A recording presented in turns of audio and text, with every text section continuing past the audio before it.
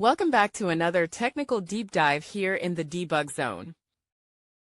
Today we're tackling a big question and breaking it down with insights from other users.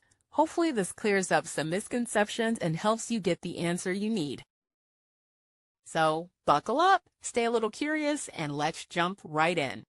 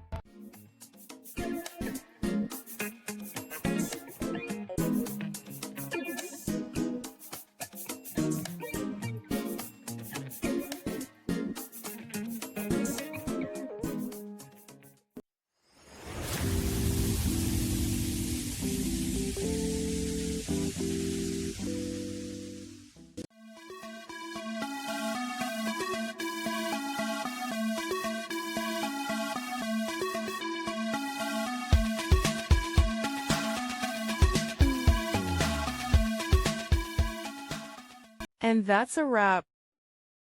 I hope you found the answer you were looking for. If you did, take a second to hit that subscribe button. It really helps out. And let me know in the comments which solution worked best for you. See you next time in the debug zone.